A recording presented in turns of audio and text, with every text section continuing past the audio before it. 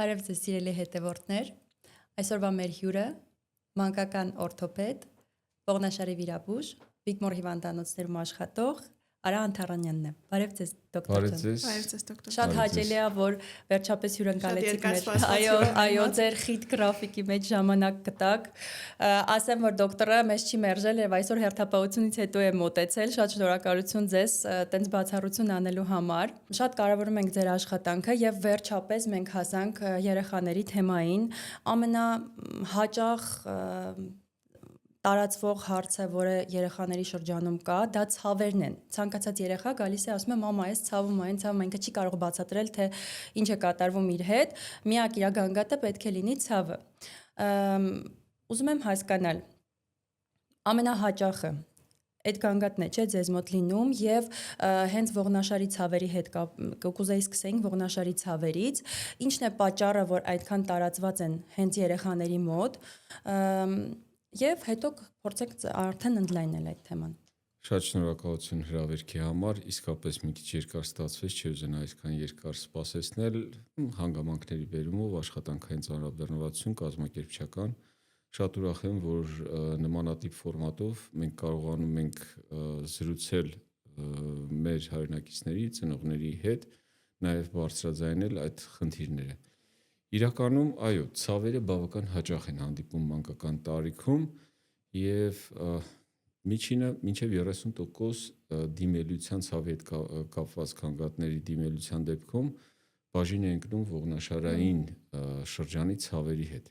Բայց այստեղ պետք է մի փոքր ուշադիր լինենք եւ զգուշավոր լինենք, որովհետեւ այդ ցավերի ոչ բոլոր մասնաբաժինն է ընկնում իսկական օրթոպեդիկ կամ իսկական հիվանդագին խնդրի։ Շատ հաճախ մենք ունենում ենք հոգեբանական տիպի ցավեր, այսպես ձևակերպենք։ Երբ որ երեխան ինչ-որ մի բանից դժգոհ է, երբ որ երեխան հոգնած է, երբ որ երեխան չի կարողանում բացատրի ինչ է ուզում, շատ հաճախ մենք ենք պրովոկացնում։ Եթե ընդհանուր մոտենանք վնասվածքաբանությանը,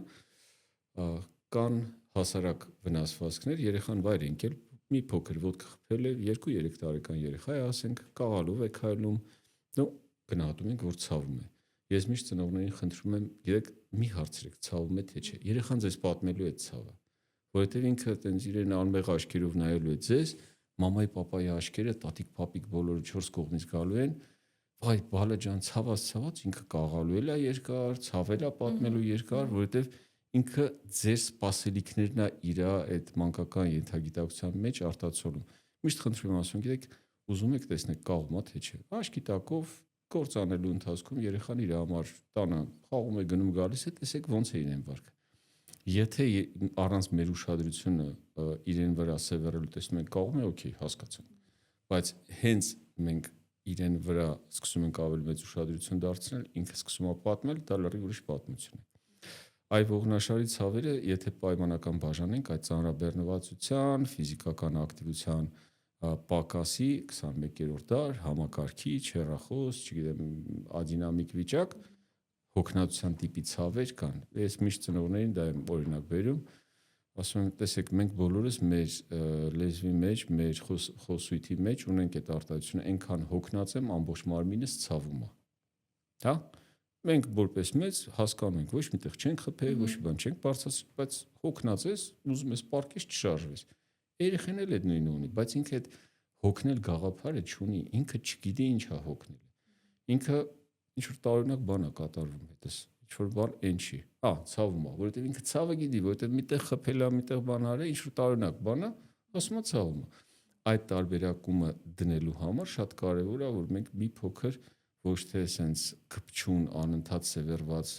ցաված, վայ բալա ջան, վայ հայ հարայվուդի, կողքից մի հատ նայեք ինչ է կատարում։ Երեխան քնեց, հանգստացավ, վերկացավ, շարունակեց վազել։ Կամ գալիս են, գիտեք, երեխու հետ բան ենք անում, ես վերջերս ինչ որ շատ է բողոքում ցավից։ Երբ է բողոքում։ Դե ամբողջ օրը էդ է, ասում եմ լավ,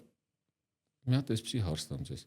Գնում եք միջոցառում, դուք մեծերով նստած ձեր խնջույքն եք անում, երեխեքի համար առանձին տեղ կա, իրենց տարեկից երեխեք կան, վայ 3-4 ժամ խաղում են, սկի հեչ վեճնել չի։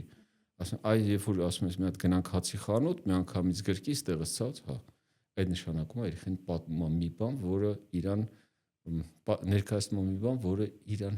իր հետաքրքրությունների մեջ չի տեղավորում, իր համար գանգատ է, իր համար տաղտկալի է, ինքը չի սիրում դա։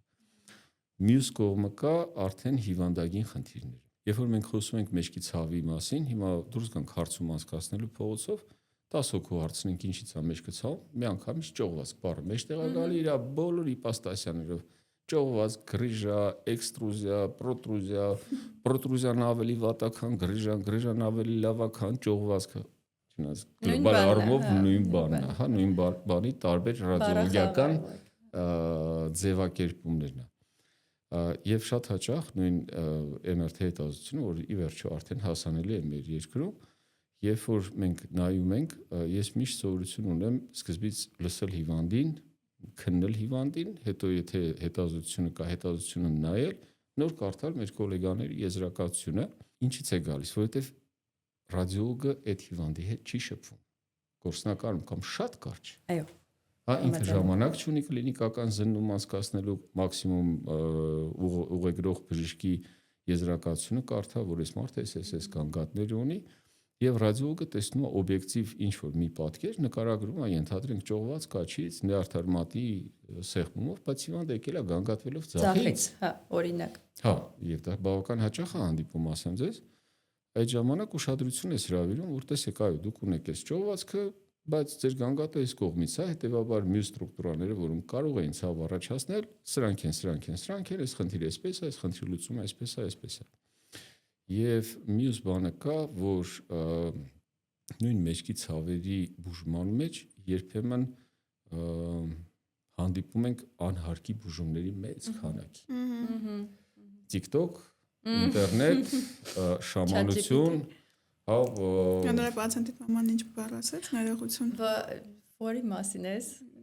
Երեխու մաման որ ասաց դրեցին։ Հա, ոայ մի հատ պատմեմ, էլի 1000 ներողություն, նենց բան պատմություն է, ուրեմն մի պացիենտի մամա էր, որը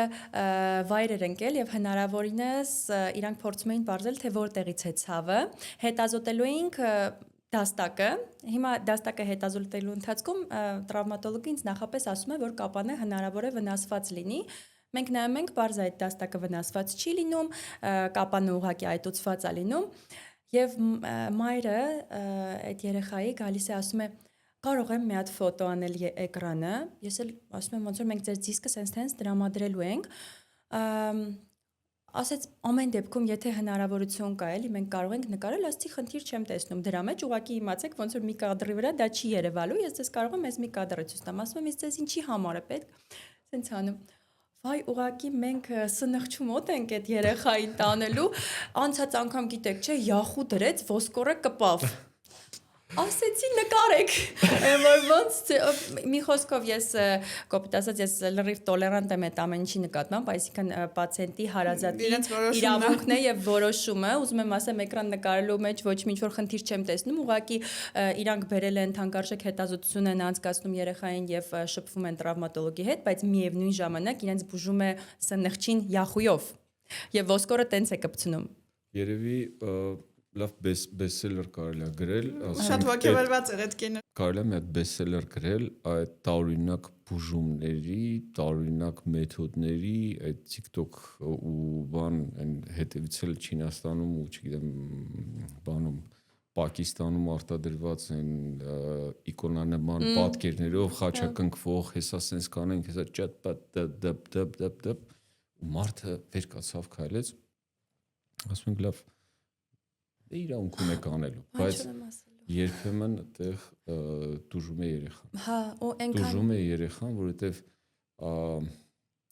սկոլիոզների համար այդ ամենացավոտ հարցերն են, չէ՞։ Անտանելի, ինչ շամանություն, ինչ չգիտեմ, ինչ ոնց բառեր չկան ներկայացնելու, եւ ամենահետաքրքիրը գիտեք որն է,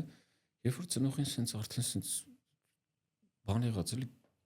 Նյարդայնացած, չգիտեք ոնց արտահայտել է։ Երեխայի առողջության հարցն է։ Ասում ես լավ,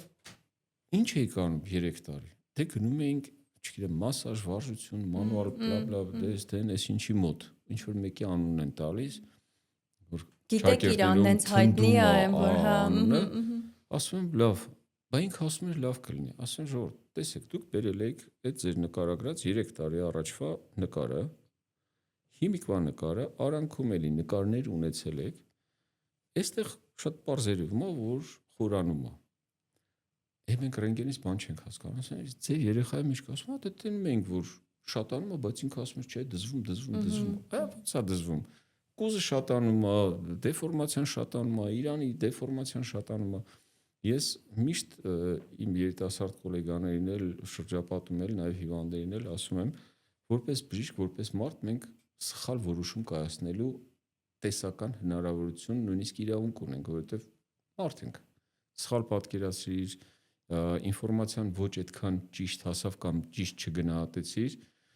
սխալվեցիր, բայց գիտակցաբար գնալ ինչ-որ շամանությունների, տարօրինակ գործողությունների, դրա իրավունքը չունենք։ Եկեք մի հատ հիմք դնենք, գիրք բացենք, գիրք դնենք, ասենք Ժորժ ջան, էս ո՞նց է բուժվում։ Էս հիվանդությունը կամ էս վիճակը կամ էս գանգատը ո՞նց է բուժվում։ Տեսնենք դրա մեջ դա տեղավորվում է, թե ոչ։ Ամեն դեպքում դա էլ ինձ թվում է մեր կուլտուրալ կոդի ինչ-որ մի բաղադրիչն է, որոշ մարդիկ ռելիգիային են դիմում, որոշ մարդիկ բժիշկներին, որոշներն էլ շամաններին եւ էքստրասենսներին, ինձ թվում է գիրքն էլ լինի, գրականությունն էլ լինի, TikTok-ն էլ լինի, Instagram-ն էլ լինի, բան չունեմ ասելու, որոշ չափով իհարկե դա օգնում է, որովհետեւ երբեմն ծնողը չի գնա բժշկի մոտ, բայց կարող է Instagram-ով տեսնի, որ բժիշկը խոսում է այս ինչ խնդրի մասին, որը ունի երեխան, ու դա օգնի իրան, հատկապես երիտասարդ ծնողը։ Այս ոդկասթի իմաստը հենց դա է, ու առհասարակ տենց միտինի բաների իմաստը դա է։ Ինձ թվում է որոշ մարդկանց մոտ գիտակցաբար այդ ամեն ինչը նստած է։ Տեսեք, այդտեղ կուլտուրալ բառը միշտ որ ասում ենք, թվում է թե ամենայն դեպս այդպիսի զգացողություն է, որ ինքներս մեզ մի քիչ ավելի ճակերտներում ասենք, թեկուզ նսեմացնում ենք, որ վայ, տեսեք, մենք ինչ արևելյան ժողովուրդ ենք գնացինք, հասանք եսիմուր, շաման, սնխչի, դեսդեն, բայց Ֆրանսիայում էլ դա կա։ Իրականում օրինակ Ֆրանսիայում էլ կա, քանի որ այնտեղ սովորել եմ, մի անգամ որ օստեոպատների դպրոց հասկացողությունը լսեցի, ասեցի ոնց, դպրոց էլ ունեն, իրականում համալսարանի մակարդակի է։ Ասում են, հա, ունենք Ժորժ ջան, նորմալ է։ Մեր պետությունը գիտակցել է, որ կան մարդիկ, ովքեր այդ դասական բժշկությանը չեն ուզում կամ չեն վստահում, լսել են օստեոպատ հասկացողությունը ու մարդիկ կան, որ այդ նույն սնխչու կամ օստեոպատի կամ չգիտեմ մանուալ թերապևտի գործն են անում։ Պետությունը ասել է Ժորժ ջան, իմ երկրում բարձրագույն կրթությունը անվճար է։ Okay, Ֆրանսիայում իրականում գրեթե անվճար է։ Այնտեղ ինչ-որ փոքր գումար կա վճարման, բայց այնքան առավելություն է տալիս ուսանողին, որ երևի թե աշկներին չի երևում։ Բայց օստեոպատների համար պետական հաստատություն չկա, կամ մասնավոր դպրոցներ, այդպես է կոչվում, կամ համալսարաններ, որը 6 տարի համալսարանական կրթություն է տալի մարդկանց, սովորեցնում է, վերջում էլ պետական քննություն է տալիս կոպիտ ասած, այսինքն ոչ տրադիցիոն բժշկության համալսարան։ Չէ, ոչ տրադիցիոն բժշկության, ոչ թե դասական, այլ տրադիցիոն բժշկության։ Նույն օստեոպատների այդ ալյա սնխչի, այնտեղ մանուալ թերապիան որ դեպքում անել, չգիտեմ, մկանների հետ ոնց աշխատել ես անել, են անել, բայց այդ 6 տարի սովորեցնելու արդյունքում ինքը գիտի, որ այդ մարդը գիտի անատոմիա, գիտի բժշկություն, գիտի SSSS, պլյուս տրադիցիոն բոլոր բժշկության այդ օրինաչափությունները սովորելա, քննությունը տվելա, դիպլոմը հաստատելա, որից հետո իրան իրավունք են տալի, կոպիտ ասած լիցենզիա են տալիս, որ մարդուն մոտենա գործողություն կատարի։ Այլ հարց է, ապահովագրական ընկերությունը դրան ոնց է վերաբերում, մեկը փակում է, մյուսը չի փակում, այդ քո որոշումն է, ինչ ուզում ես արա։ Կամ հոմեոպաթիայի համար են խոսում, ասում են, տեսեք, ամբողջ աշխարհում հոմեոպաթիան։ Դե հոմեոպաթիան ու ասեղնաբուժությունը մեր մոտ էլ ինչքան գիտեմ, մարտինատուրայի մակարդակով կա, չէ՞։ Բայց ասում են, օրինակ ապահովագրական ընկերությունները դրսում բան են անում, եթե չեմ սխալվում 2 տարի առաջ, օրինակ Բրիտանիայի այդ առողջապահության ֆինանսավորող կազմակերպությունը հոմեոպաթիան հանեց իրեն շարժից։ Okay, ուզում ես հոմեոպաթիա։ Գնա, դիպլոմը ստուգի, տես, արա։ Ասեղնաբուժությունը էլի ցավոտ թեմա է, որովհետև շատ հաճախ են հարցնում։ Առաջ կատեգորիկ ասում է չէ։ Եվ ասում են, որ ձեր իրավունքն է։ Ասեղնաբուժություն իրավունք ունեք։ Իսկ մերսումները Դրան էլ կանդրադառնանք, այս մասը էլի շատ ցավոտ թեմա է։ Ուղղակի հա, մենք էլ մեր պրակտիկայում հենց MRT-ի դինամիկ հսկողությունների, հենց ճողվածքների հետ կապված շատ ենք ունենում այդպիսի քեյսեր, երբ որ հենց մերսման ֆոնին ունենում ենք ճողվածքի համ բորբոքում, համ ավելի մեծացում։ Այդտեղ մեծ վիճակագրությունը մեզ օգնում է, դրա մասին էլ խոսենք։ Ասում եմ, եկել հանդիպել ենք, բայց ինչի մասին ենք խոսելու։ Երբ որ ասում են ասեղնաբուժություն, ասում եմ, հիմա ասում եմ իրավունք ունի։ Կարաչ կատեգորիկ ասում եմ, չէ, չի կարելի ու վերջ։ Եվ ասում եմ, որպես հիվանդ, որպես մարդ իրավունք ունես, ես չեմ կարող նշանակել, որովհետև ես դրանից բան չեմ հասկանում, իմ կրթության մեջ իրականում ասեղնաբուժության օգուտների կամ վնասների մասին որևէ սեգմենտ չի եղել կամ շատ թռուցիկ բան ա եղել համալսարանական տարիներին, բայց խորհուրդս ինչը կլինի։ Եթե կա մեկը, ով որ ունի հետևողական ասեղնաբուժության կրթություն, ով որ տարիներով դա սովորել է եւ ոչ թե մասնակցել է մի հատ 2-3 շաբաթանոց սեմինարի, մի հատ դիպլոմ են տվել, պատին կպցրել է, հետո մի հատ գիրք ակտել, ինչ որ չգիտեմ, ինչ հեղինակած կարդացել է, ես իմ կյանքը իրան չէի վստահի։ Հա։ Եթե կգտնեք ինչ որ մեկին, հետո օրինակ եմ բերում արտերկրից եկած, էս ինչ է եկել է մեր մոտ, ես էլ ասում եմ, Ժորժ ջան, եկեք ֆինանսներին տանք։ Հայաստանը 3 միլիոն բնակչություն ունի։ Չինական մի գյուղի չափ։ Եթե ես հանճարեղ եմ, ես կաշխատեմ չինական գյուղում, 2 գյուղում, 6 միլիոն պոտենցիալ հաճախորդ կունենամ եւ ոչ թե Հայաստանում։ Հետևաբար ինչն է պատճառը, այնտեղ կոնկուրենցիային չդիմացավ ու իր հանճարը եկավ Հայաստանին նվեր տալու։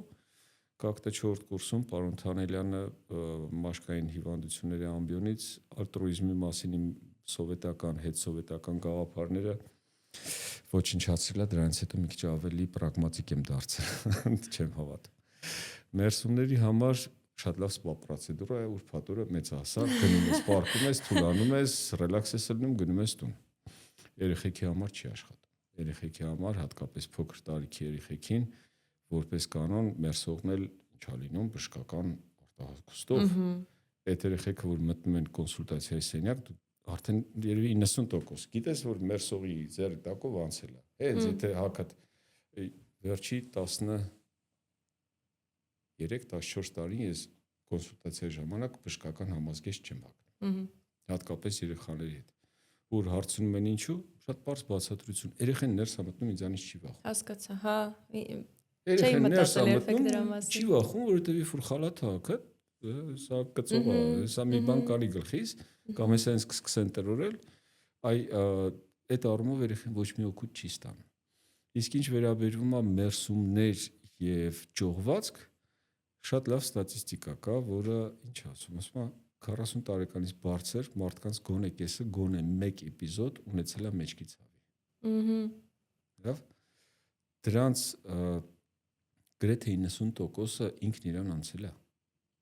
Որտեղ մկանային են երևի եղել, ճիշտ է։ Մկանային նույնիսկ մի փոքր ճողվածքի պարագայում, որովհետև այդ ճողվածքը եթե մեր համար ճակատագրական էր, ապա 7 միլիարդ ու կես, հեսա 8 միլիարդ չենք դառնա, վաղուց գնացել ենք։ Ինչու՞, որովհետև մի 50-60 տարի առաջ ծանրաբեռնված աշխատանքը, չգիտեմ, ավելի շատ էր, հա։ Ու տենց հետազոտություն էլ կա, հեղինակին չեմ հիշի, բայց Իտալիայում, եթե ճիշտ եմ հիշում, մեքենաշինական գործարանում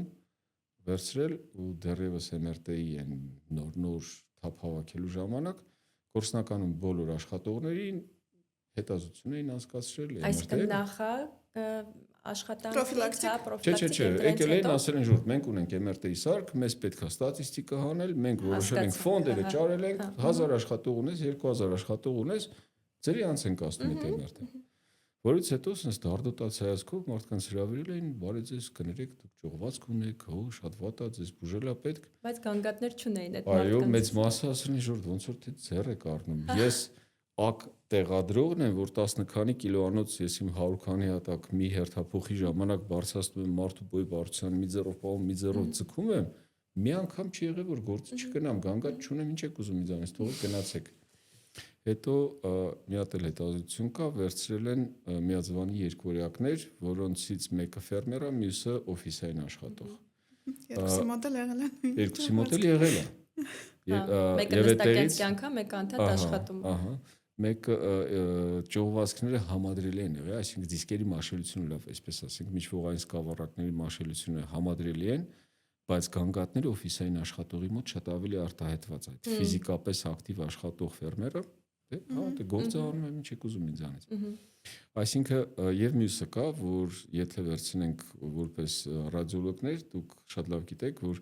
նույն ճողվածքը ժամանակի ընթացքում չափսը փոխվում է, փոքրանում է։ Մեկը բուժվում, մեկը չի բուժվում, մեկը պարտաճանաչ գալիս է հետազոտումը, բայց ոչ մի բուժում չան, բայց այդ ճողվածքը փոքրանում է։ Ինչու, որովհետեւ այո, բնական իր զարգացման օրինաչափությունն է։ Ճողվածքը տեղի ունեցել, արտաքին շապիկը վնասվել է, սկավառակի իր ժելյանման հյուսվածքը դուրս է եկել, ջրազրկվել է, սպիացել է, փոքրացել է, հա, այնտեղ իր ֆիբրոզ թաղանթի չափսերի փոփոխությունները կարող է այդքան շատ չլինի, բայց կանգատներն էլ անցնում։ Եվ վերջի, երբ որ մենք խոսում ենք ճողվածքի մասին, ամենայն դեպս օրթոպեդիայի կամ ողնաշարային բժշկության առումով մեր համար այդքան էական չի ճնշումը, ինչքան նյարդի շուրջը տեղի ունեցող բորբոքային process-ներ իր բոլոր պրոստոգլանդին ինտերլինկի ամբողջ կասկադով հանդերձ։ Հետևաբար մասաժն էլ կարող է օգնի, բայց եկեք օգնին դնենք ճակերտների մեջ, որովհետև եթե վերցնենք 1000 հոգի նմանատիպ կլինիկայով, նմանատիպ վնասումով, ովքեր ստացել են մասաժ եւ 1000 հոգի համադրելի խումբ, որոնք ոչինչ չեն արել, կտեսնենք, որ արդյունքները գործնականում նույնն են։ Նույնը սկոլիոզին է վերաբերվում, էլի այդ տարբեր տեսակի բուժումները, վարժություն եւ այլն, կար մի շատ լավ մասնագետ, բախտ եմ ունեցել իրեն տեսնել Հայաստանում, Սոլբերստայնը, ով մասնակցել է մեծ մի հատ հետազոտության, իրենց մոտ նույն այդ հարցներ առաջացել։ Սկոլիոզի պարագայում որ բուժումն է էֆեկտիվ։ Էլեկտրոմիոստիմուլյացիաներ, մի կողմից, չգիտեմ, էլեկտրոֆորեզներ, տարբեր տեսակի բուժումներ, նախկինում այդպիսի հետազոտություններ չեն կարողանում անել, այդ թվում նաև կորսետով բուժում։ Չեն կարողանում անել, որովհետև երբ որ դիզայնը անում էին, ասում էին, որ մենք պետքա վերցնենք համադրելի խումբ, մարդկանց, հիվանդների, տարիք, սեռ, կորություն պետք է վերցնենք երկարատև պերսպեկտիվայում ինչա տեղի ունենում այդ ողնաշարի հետ։ Հիմա այդ հետազոտության դիզայնը ենթադրում է, որ հիվանդների մի մասին պետք է ասենք, գիտեք, մենք ձեզ չենք բուժելու, որովհետև ուզում ենք հասկանանք այս հիվանդությունը ոնց է զարգանում։ Էթիկայի հանձնաժողովը չի ընդունում։ Բարեբախտաբար այս բժշկական ինֆորմացիայի հավաքագրման դասակարգման հետ ռետրոսպեկտիվ հետազոտությունների հնարավորությունը չարտերի միջոցով այդ թույլ էր տվել ու իրանք վերցրել էին, բաժանել էին գրուպաների։ Մի գրուպան կոնտրոլներ, ով եկել էր, ծնողը բերել էր պարտաճանաչ հետազոտությունների, տարբեր բուժումներ էր առաջարկել, ոչ մի բուժում չէր արել։ Մյուսը որոշել էր, որ պետք է գնա այս ինչ տիպի բուժական ֆիզկուլտուրայի, այն մյուսը էլեկտրոֆորեզի, այն մյուսը այսպես, եւ ինչ օրինաչափություն էին հանել, որ կոնտրոլ խմբում 30% դեպքերում մոտավորապես ինչ որ պատճառով կորությունը իրան դրսևորում է շատ լավ, նույնիսկ բարելավում է, չի վերածվում հիվանդության կամ ինչ որ մի ոչ վտանգավոր աստիճանի վրա կանգնում է։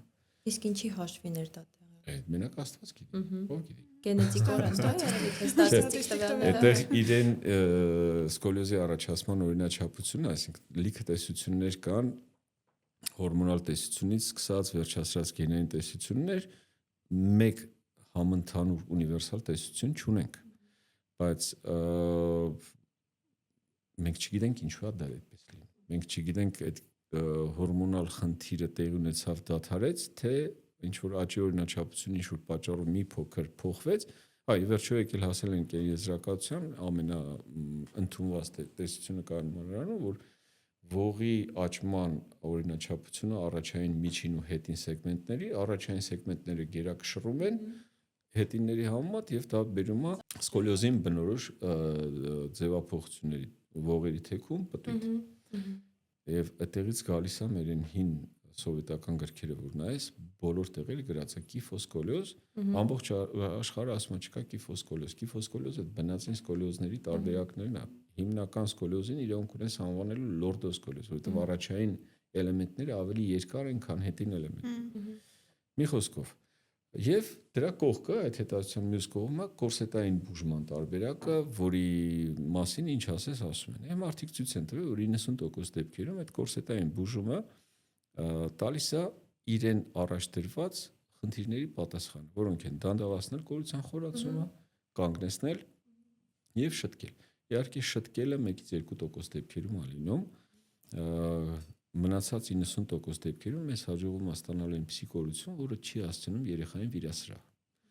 Այն 10% դեպքերում, այո, մենք ստիպված գնում ենք վիրահատության։ MRT ոդքասթի գործընկերն է MRT Կլինիկը։ 3 տեսլահզոր MRT սարք, փորձառու բժիշկ ռադիոլոգներ, պատասխանները տրամադրվում են ընդամենը 1-2 օրում։ Մեզ մոտ ամենամատչելի արժեքն է, գործում է առողջության համընդհանուր ապահովագրություն, ինչպես նաև անհատական ապահովագրություն։ Ձեր MRT-ն MRT Կլինիկում։ Դոկտոր ջան, իսկ ո՞նց եք հասկանում, օրինակ, ուզում եմ էլի նշել, որ սկոլիոզի աստիճանը որոշվում է ռենտգեն հետազոտությամբ, այսինքն մարդիկ երբ որ գալիս են MRT կամ ԿՏ հետազոտության, ասում են պարկած դիրքում մեզ ասեք սկոլիոզ ունենք թե չէ, դա սխալ է։ Ուզում եմ հասկանամ, որ դեպքում եք նշանակում MRT հետազոտություն սկոլիոզի ժամանակ, որտեղ ամեն անգամ չեք, որ ուղարկում եք սկոլիոզով պացիենտներին մեզ մոտ, իսկ որ դեպքերում ոչ։ Շատ լավ հարց է։ Այո, որևէ հետազոտություն, որը պետք է տա հարցերի պատասխան, մենք գերադասում ենք կատարել ֆունկցիոնալ իրեն աշխատանքային դիրքով։ Օրինակ, ստորին վերջինների երկարության տարբերությունը մենք միշտ հաշվարկում ենք կանգնած ռենտգեն նկարի վրա, կամ գոնե 30-40 աստիճան թեքման տակ։ Ինչու, որպեսզի մենք կարողանանք ռեալ ծանրաբեռնվածությունները հասկանանք, երկարությունների տարբերությունը հասկանանք։ Սկոլիոզի դեպքում միանշանակ կանգնած ռենտգեն նկարն է, որ տալիս է մեր կորության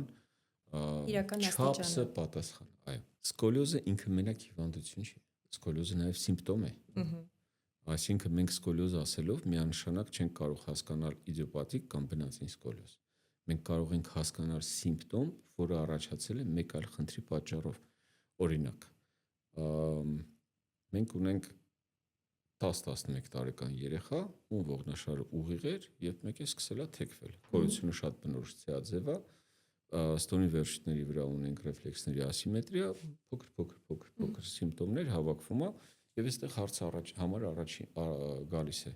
արդյոք ունենք կարճ տերմինալ թելիկ։ Այսինքն դիագնոզ ունենք։ Որը առաջացնում սպինալ դիստրոֆիզմներին Ես ասում եի հագալ դրան, որը առաջացնում է սկոլիոզ։ Այդ սկոլիոզների ժամանակ, բուն սկոլիոզների ժամանակ, երբ որ մենք ունենք ախտորոշում, մեծ մաս դեպքերում դրանք այն երեխեքն են գնում MRT հետազոտության, ում մոտ տպավորություն կասկած կա, որ սա все-таки իդիոպաթիկ կորությունը չի, իդիոպաթիկ սկոլիոզ հիվանդությունը չի, այլ սիմպտոմն է, եւ այդ ժամանակ մեզ պետք է լինում ստուգել ինչ է կատարվում ներկանալային ողնուղեղային կանալի շրջանում, դա կլինի այդ կարճ տերմինալ թելիկի տեսքով, լիպո ցելների տեսքով կամ, չգիտեմ, սիրինգոմիելիայի տեսքով կամ Արնոլդ Խիարի մալֆորմացիայի տեսքով, դրանք շատ նեղցուցում են։ Եվ երկրորդ մասը կա, այդ վիրահատության նախապատրաստվող երեխաներն են, որոնց եթե 100-ը չասեն, գոնե գրեթե 90%-ը անպայման անցնում են MRT այդ check-up-ը, որովհետև ամենագլխավոր հարցերից մեկը ծնողը, որի երեխան պատրաստվում է վիրահատության, իհարկե բացառություններ լինում են, ոչ թե դա քանի աստիճան կուղղվի, այլ անվտանգության ինչ երաշխիքներ ունենք, ինչ անվտանգության նախապայմաններ ունենք, այդ նախապայմանների ապահովման գրավականներից մեկը MRT հետազոտությունն է։ Երբ որ մենք ստուգում ենք, որ երեխու ռեֆլեքսները նորմալ են, ոչ մի դեֆորմացիա չունի, կորությունը շատ բնորոշ իդիոպաթիկ է, բայց այդ մնացորդային մի փոքրիկ շանսը անգամ մենք ցանկանում ենք վերացնել, որպեսզի մեր շտկման ժամանակ էլ ավելի մեծ ճնշում ողնուղեղի վրա չունենանք եւ երկրորդային բարդություն չունենանք, այդ դեպքերում ենք գնում։ Այդ է պատճառը, որ ոչ բոլոր սկոլիոզով երեխեքն են, որ հայտնվում են MRT հետազոտության։ Իսկ ասեք, տենց պրակտիկա կա այն երեխեքի հետ, ում որ իրենց ծնողները որոշում են, հենց ծնողներն են որոշում, որ փոքր տարիքից պետք է զբաղվեն պրոֆեսիոնալ սպորտով կամ պարով, ինչ որ ֆիզիկական ծանրաբեռնվածությամբ պրոֆեսիոնալ մակարդակի, արդյոք կա տենց ստրատեգիա, որ զբաղվեք այդ երեխեքի հետ պրոֆիլակտիկ թեկուզ MRT արվի, որպեսզի հասկանանք նույն այդ սկոլիոզի աստիճանի հետ կապված եւ այլն։ Այդ հարցը ավելի շատ սպորտային բժշկության, սպորտային օրթոպեդիայի գոլեգաներիս դաշտում է։ Իհարկե, որոշ դեպքերում լինում է, որ իմ պրակտիկայի մեջ լինում է, որ մարդիկ գալիս են ասում են, գիտեք, երեխան պարապում է պրոֆեսիոնալ, արդեն հասնում է պրոֆեսիոնալ սպորտի մակարդակին, ինչ հետազոտություններ ունենք, իրականում երբ որ չկա գանգատ, մենք շատ մեծ ագրեսիվ հետազոտություններ անելու անհրաժեշտություն չունենք, բայց շատ տեղին եք նշում, որ ցանկալի է նախապես ստուգել այդ երեխայի առողջական վիճակը, արդյոք թույլ է տալ։ Ուղղակի մենք էտել ենք ունենում, երբ որ օրինակ, չգիտեմ, 12 տարեկան աղջիկ երեխա է, մենք իրան MRT ենք անում, հենց կլցքայնատված MRT-ով տեսնում ենք լավ արտահայտված սկոլիոզիկ դեֆորմացիա ողնաշարի ու ծնողը ասում է, որ արդեն 5 տարի է ինքը օրինակ զբաղվում է պարով կամ ինչ-որ մի սպորտով ու այսքան ժամանակ տենց հարց չի առաջացել մի հատ հետազոտվելու կամ մասնագետի մոտ գնալու ու այդ խնդիրը հասցի կա։ Իհարկե, այստեղ էլի պետք է մի փոքր զգուշավոր լինենք, այդ պարը կամ սպորտը չի, որ առաջացրել է սկոլիոզ։ Սխալ անելն է։ Մենք էլի խոսացել ենք։ Չէ։ Չկա վարժություն, որ դու անես եւ առաջացնես սկոլիոզ։ Չկա դիրք, որ դու նստես ու առաջանա սկոլիոզ։ Չկա անկողին, որի մեջ փափուկ թե կոշտ քնես, առաջանա սկոլիոզ, եւ այդտեղ էլի վիճակագրությունն է մեզ օգնական, որովհետեւ եթե նկարած վիճակագրություն չէ, այսինքն երբ որ թեզի համար պետք չի գրել, որ դպրոցահասակ երեխաների 60%-ը տառապում է սկոլիոզից, լուրջ տեսքով, հետո էլ լուրջ տեսքով պրոֆիլակտիկա, որ շատ լավ օգնում է, որովհետև 3 տարի հետո այդ թիվը կտրուկ իջավ, հասավ 1.1-ից 2%-ի, հայտարարել որ տեսակ փրկեցինք, իրականում 1-ից 2% կամ ավելի մեծ պերցենտիլներով 1000-ից 10-14-ը հիվանդացությունը սկոլիոզի պարագայում եւ երբեք դա կապված չի ֆիզիկական ակտիվությունների հետ։ Ինչու՞, որովհետեւ անկախ նրանից երեխաները պարով են զբաղվում, սպորտով են զբաղվում, չեն զբաղվում, դպրոց գնում են, չեն գնում, պայուսակ կրում են, չեն կրում, անկողին օրթոպեդիկա, մոդայիկ, լավագույն ֆիրմաների արտադրված փարաքյարում ինչ թե ոչ, սկոլիոզի հանդիպելությունը նույնն է, Աֆրիկայում լինի, թե Հայաստանում լինի։ Այսինքն կապ չունի պայուսակից, նստելու դիրքից։ Ոչ։ Այդ դեպքում ինչն է պատճառը։ Մեզ ամբողջ մանկություն ասել են։ Համաձայն եմ, բայց այս sense հանդիպումները ինչի համար է։ Չի կարելի, գրքերը ծանր են, ուղիղ նստի, բանը որ ասում է այդ ժամանակ ացել կանենք Instagram-յան էջին, ասում է տեսեք այնտեղ highlight-երը։ Ես դիտեք հողումով այստեղ անցեք կտեսնեք։ Հա, մոտարապես ինչ-որ բաներ կա տարբեր շարժումներով։ Այդ դեպքում ստատիստիկա տղաներն են ուղիղ նստում, թե աղջիկները։ Երևի աղջիկները ավելի ուղիղ են նստում։ Իսկ ինչն է պատճառը, որ պատանեկան իդիոպաթիկ սկոլիոզը 80% դեպքերում աղջիկների մոտ է, 20% տղաների։ Բացարձակ տեղյակ չեմ։ Ամբողջ մանկությունն ինձ վախացրել են, որ պետքա թեք չնստես։ Հետո գալիս է, քանի որ եւ մեծերի ողնաշարով եւ երեխեքի ողնաշարի հետ եմ աշխատում, գալիս է ինչ-որ երիտասարդ, ասենք, կին, աղջիկ 20-25 տարեկան, գիտեք, բժիշկ ես կուզում եմ, արդեն իսկ առաջի հայացքից դու գիտես, որ իր ողնաշարի կրծքային կիֆոզ կոչված է ֆիզիոլոգիական 40-45-ի փոխարեն մի 30 զորով ես հաշվելու, թիակներն ես տեսնում, ողնաշարը մոտ էս խորության վրա է, ստիպված ռենտգեն ես անում, որովհետև այդ կարծրատիպը ոչ մի կերպ չես կարող ջարդել, նախապես ասում եմ, գիտեք, ակնկալում եմ, որ այս թիվերն ա լինելու, չափում ես, տեսնում ես այդ թվերն ա, այլ նույն հարցն, բաղ ինչի են ամբողջ մանկությունս մեջքից գնացա եկե խփե, ինչի, ինչու, որ հենց մամային երեխան տեսնի, ինչ-որ տարօրինակ դիրք ընդունի, վիզները սենց ընկնի առաջ ու սիրովել իր բալանսը պայի, որովհետև մեջքի վրա էսա անգնելու է մեր հրահանգի պատճառով։ Ուզում են գեղեցիկ կանգնել, լրիվ ուրիշ բան է։ Գեղեցիկ նստել, կանգնել, հպարտ, արժանապատիվ, համաձայն եմ։ Դու ունենաս մկաններ, փորի, իրանի, մեջքի մկաններ, որոնք քեզ ձգում են վերև, ոչ թե տանում են հետ։ Երբ որ մենք այդ անընդհատ այդ պարազիտ անվանենք հրահանգը տալիս ենք, երեխան հենց մեզ տեսնում ինչ տարօրինակ sense դիրք անում, գնաց իջա մեջքը։ Իսկ երբ որ ինքը լավ զարգացած մկանային կարկաս ունի, մի հատ էլ մենք իր վզից իջել ենք մեր մեծի հեղինակությունով, որովհետև այնտեղ վերևից նստած անընդհատ խփում ենք, դու լավ չես նստում, դու թերի ես, վայ, այս ինչա վիճակա։ խեղճ երեխան կսկում դառնալ այդ գազանը։ Դա արդեն հոգեբանական ասպեկտը լա, չէ՞, Էլի գալիս ենք մենք հոգեբանական մեր տրավմաներին։ Իսկ ընկճվածության ժամանակ շատ այլևս չես կարող հպարտ նստել։ Շատ եթե իրավունք ունենայինք կոնսուլտացիոն սենյակում ունենայինք վիդեո ռեգիստրատոր, այն ծնողները, ովքեր իրենց մանկության ժամանակ այդ հրահանգի զոհն են եղել, շակերտներում դնենք զոհը թե չէ, ու իրանց երեխեքի վրա շարունակում են բանակի դիդավշինա սովետական որ ասում են լրիվ է դա։ Հենց լսում ես, հենց արտաբերում ես ուղիղ բառը երկուսով, մաման էլ երեխան էլ, հատ սենց են անում։ Ոայ ես նես չեմ ուզում տենց լինեմ իմ երեխու նկատմամբ։ Տանական պրեսինգը տենց բանը փոխանցվում է սերնդը սերունդ։ Այո, հավատացեք, հենց ասում ես մեջքը ուղիղ ուզում եմ ասեմ պահելու հրահանգը անիմաստ է, այդ ուղիղ բառի վրա մաման էլ է սենց անում, երեխան էլ է սենց անում։ Այսինքն դարել է մի հատ պայմանական ռեֆլեքսի մակարդակի բան։ Տատիկին տեսնում են երկուսն էլ զգաստ կանգնում են, տատիկը գնաց երկուսն էլ իջնում են։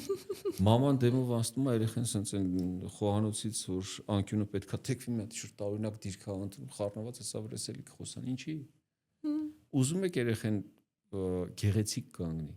Սովորացրեք իրան շարժվել եւ այդ նույն սպորտային ակտիվության հետ կապված, երբ որ հարցնում են ինչ սպորտ խորհուրդ կտաք, երեխային հարցրեք, ինչու, շատ լավ օգնում որ չխեղդվես։ Չէ, լողը լավ չի ողնաշարի մկանների ձգման համար։ Շատ լավ օգնում որ չխեղդվես։ Մենք ասում ենք երեխան գեղեցիկ չի քայլում, հոգնում է քայլելուց, տանում ենք լողի։ Ես էլ ասում եմ ժողովուրդ, եկեք ես հարց եմ առաջ, իմ մոտ այդ հարցը առաջացել է։ Ինչն է պատճառը, որ կոշտ ուղիղ մակերեսին ուղղայած դիրքում քայլելու համար մենք տանում ենք երեխուն պարկասնում ենք փափուկ միջավայրում հորիզոնական, ասում ենք լողա, որ լավ քայլես։ Որ մկանային կարկասը պահպանվի, ուժեղանա։ Որ մկանային կարկասն է լավ աշխատում։ Իսկ ավելի լավ չի երեխային հարցնենք ինչ ես ուզում դու։ Միանշանակ, այդ հարցի մյուս կողմն է, հոգեբանական կողմն է։ Հիմա, եթե ես ջուրը չեմ սիրում, լողավազանը չեմ սիրում, պատանի եմ, ինձ ստիպում են գնալ լողի։ Ես գնում եմ ինչ եմ անում։ Լողավազանում մի անկյանում կանգնում եմ, սպասում եմ ժամը լռանա, մաման ստեղ չի, օքեյ։ Դուրս եմ գալ, լավ լողաց, շատ լավ լողաց։ Շատ լավ լողաց։ Դրա փոխարեն երեխան հարցրեք ինչ ա ուզում։ Այ էլի հետ գնալով մանկական սպորտը իմ համար իմ պատկերացումով կամ իմ համար չասեմ, իմ պատկերացումով դա մի տեղ է, որտեղ երեխան հաճույք է ստանում։ Հաճույք է ստանում շարժումը այնքան, ինչքան ինքը ուզում է։ Մենք տանում ենք երեխուն ֆուտբոլի, արդեն Բարսելոնայի ակադեմիայում տեղը ռեզերվ ենք արել։ Մեսիին գա հնկեց անելու, մնացածին էլ հետը։ Տանում ենք ծանրամարտի, Յուրի Վարդանյանին ենք հիշում, ասում ենք, «Վсё, երկրորդ հեսա մազերը խուճուճ կսարքենք, Յուրի Վարդանյանի նման կբարձրացնի, դյուցազնական ըմբշամարտը ամեն մի իր կարծրատիպով, ինչի»։ Իմ համար մանկապատանեկան սպորտը այդ մի տեղ է, որտեղ երեխան գնում է հաճույք ստանալու։ Բա ինչ լավ բաներ եք ասում, սա։ Միշտ ծնողներին խնդրում եմ, ասում եմ, գիտեք, եթե ուզում եք երեխան շարժվի, իրան հարցրեք ինչ ա ուզում։ Ֆուտբոլ, օքեյ։ Մանեք եք գտեք մի ֆուտբոլի մարզիչի, ով որ մեծագույն ֆուտբոլիստ պարապելու մոլուցքով խեղճ երեխեքի օքին չի անում։ Տարեք ընդեղ, ասեք ժողովուրդ, իմ երեխան եկել է որպեսզի խաղա։ Ինքը հաճույք վայելի, ինքը գնդակի հետևից վազի, հաղթի, պարտվի, կռվի, բարիշի, կոորդինացիան լավանա, չգիտեմ, վազի, շնչառությունը լավանա, ուրախ զվարթ իրիկունը վազելով գա տուն։ 1-2 տարի պարապելուց հետո, երբ որ մարզիչը կգա կասի, գիտես, երեխան շատ լավ սաղմեր ունի։ Այդ սպորտը իրանն է։ Okay, ժամանակ նստի երեխու հետ, ասա, ինչ ես ուզում դու։ Կարող է երեխան շորա գալիս, ասում ես ուզում եմ շախմատիստ դառնամ։ Ինչի ֆուտբոլիստ դառնա, եթե շախմատիստ դա ուզում։ Հա, ֆուտբոլը կլինի իր հաճույքի սպորտաձևը, այդ շատ հայտնի ռուս դաշնակահար կա, աշխարհով մեկ, չգիտեմ, համերգներ տալի, հերթ են կանգնում, ես են անում, այդ մարդը հոկի է խաղում։ Մատերը նայում ես, ասում ես, ոնց կարես մատերը նվագի դաշնամուրը, այդ ձև, հնարավոր չի։ Ունենք էլ միշտ իր ինտերվյուներում ասում է, որ ես գնում եի հոկեյ խաղալու, գլուխս քիչ երնում ջարդային, ասում են, մեծ դաշնակահար ես դառնալու, ձեռների տեսակը ջարդեից չես կարա, առ այսօր այդ մարդը հոկեյ է խաղում։ Իր մանկությունից եկած իր հաճույքի սպորտն է։ ինքը վայելում անա եւ վայելում է իր երաժշտությունը։ Հիմա մեր կարողա մեր երեխան երկրորդ մինասն է։ Է թող նկարի։ Բայց ունենա մի սպորտաձև, որտեղ կգնա իր ընկերների հետ կկռվի, կբարիշի, որ հաճախ հարցնում են երիտասարդները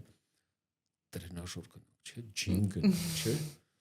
Ասում եմ պարտադիր չի։ Եթե ինձ ես հարցնում, ամենալավ տարբերակը երիտասարդ տարիքում ընկերների հետ շփվելն է։ Մի հատ ընկերների մեջ հարցրում մի 10 հոգի հավաքի, կարող է վոլեյբոլ եք սիրում խաղալ կամ բասկետբոլ եք սիրում խաղալ։ Գնացեք բասկետբոլ խաղացեք, իրար դեմ կռվեք, բարիշեք, չգիտեմ, ինչ որ բանի վրա պայմանավորեք, կրողը պատիվա տալիս մեկին, հետո իրիկունը գնացեք իրար հետ ժամանակ անցկացրեք։ Այդ 2 ժամը վայելեք իրար։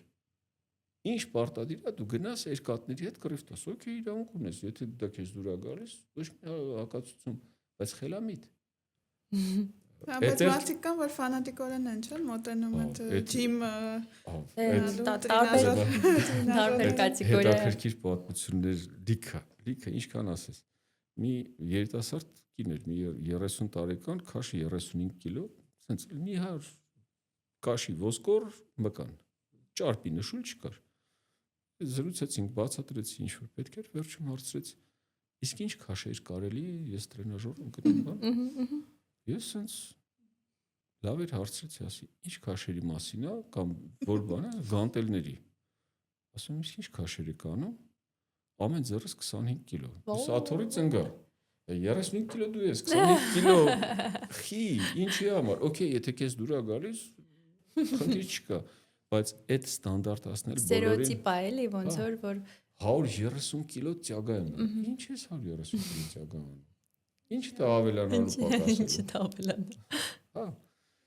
Եթե դու պրոֆեսիոնալ ես, եթե դու ծանրամարտիկ ես ու ունես օլիմպիադա առջևդ, օքեյ, խնդիր չկա, դա ծանր սպորտաձև է, ծանր աշխատանք է, դա գործ է, մասնագիտություն է։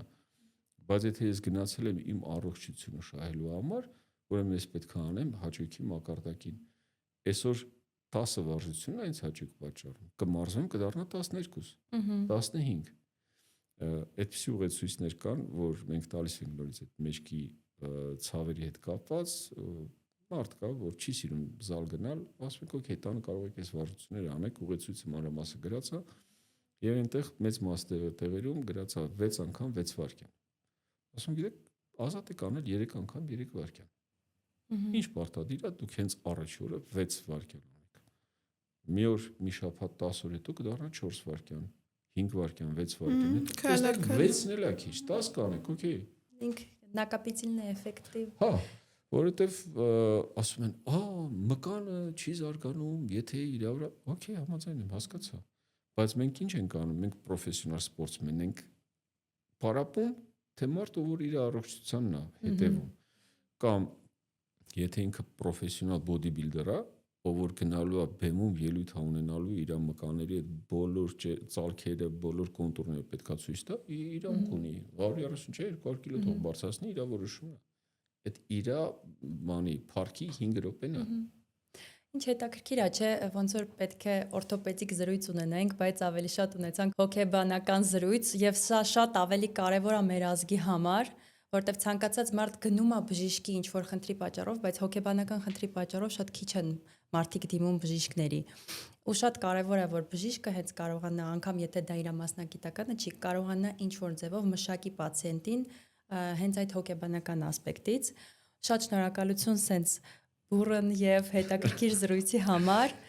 Ես հիշեցնեմ, որ MRT podcast-ի գլխավոր գործընկեր MRT Clinic-ն է։